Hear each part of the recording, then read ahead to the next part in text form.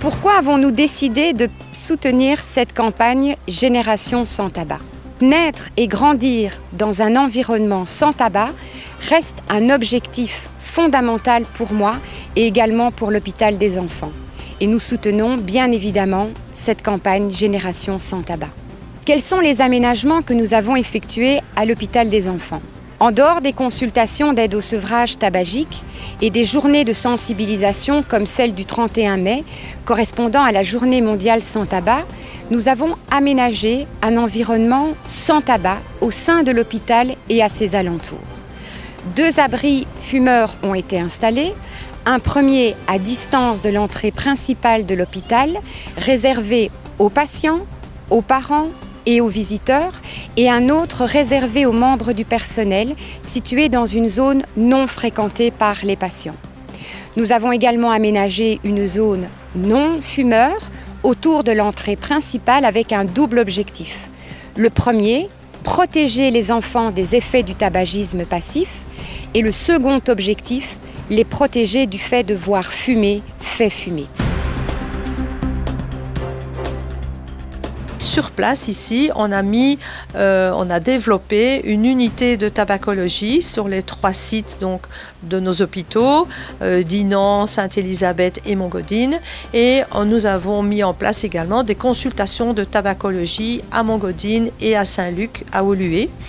Le but de notre action, c'est d'une part prendre en charge les fumeurs externes comme hospitalisés. D'autre part, c'est d'aider à la gestion du tabagisme dans les différents hôpitaux. Et la troisième fonction, c'est d'informer et de donner donc des formations aux professionnels de santé pour aider à prendre en charge les patients fumeurs.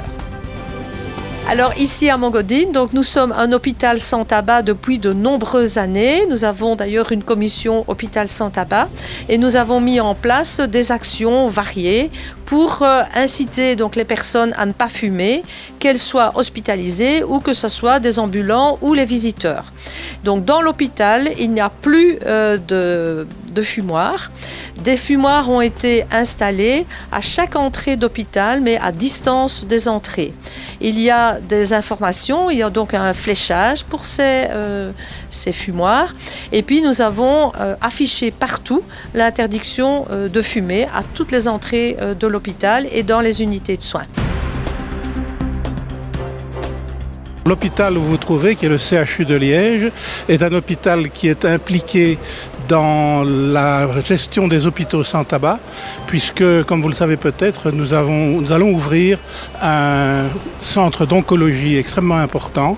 Et quand on sait que 30% de tous les cancers sont liés au tabagisme, l'hôpital ne peut pas être indifférent à ce problème du tabac. Alors peut-être vous avez déjà entendu des collaboratrices qui vous ont parlé de l'implication de l'hôpital dans un processus d'accréditation internationale. Et dans ce processus, il y a notamment la réalisation d'un hôpital réellement sans tabac, ce qui n'est pas toujours sans difficulté. Donc nous travaillons activement avec différentes personnes du CHU, des architectes, des responsables à la signalisation, de façon à ce que ce soit clair que l'hôpital est vraiment un hôpital sans tabac quand on y entre et qu'on est prié d'éteindre sa cigarette. C'est aussi vrai pour le personnel qui n'est pas toujours d'accord d'ailleurs et qu'il faut convaincre de ne pas montrer ses cigarettes dans l'hôpital et même aux approches de l'hôpital. Nous allons essayer de travailler dans le positif plutôt que dans le négatif, donc pas d'interdit mais plutôt une motivation, délimiter des zones non fumeurs. Comme ça, à partir d'une certaine limite, les personnes savent qu'elles ne peuvent plus fumer. Donc elles peuvent fumer en dehors de cette limite, mais pas à cette limite pour ne pas importuner les personnes qui viennent rendre visite et qui ne sont pas fumeuses ou des personnes atteintes d'une maladie quelconque. Former des infirmiers relais aussi qui pourraient prendre en charge le patient qui arrive en urgence par exemple, lui demander s'il fume.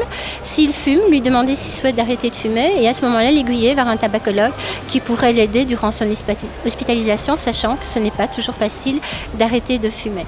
Ensuite, la prévention avant tout. Il faut arrêter de culpabiliser le patient, mais il faut aussi le responsabiliser dans sa démarche. Donc, quoi de mieux qu'une personne adulte fumeuse, de la sensibiliser à éduquer son enfant à ne pas fumer.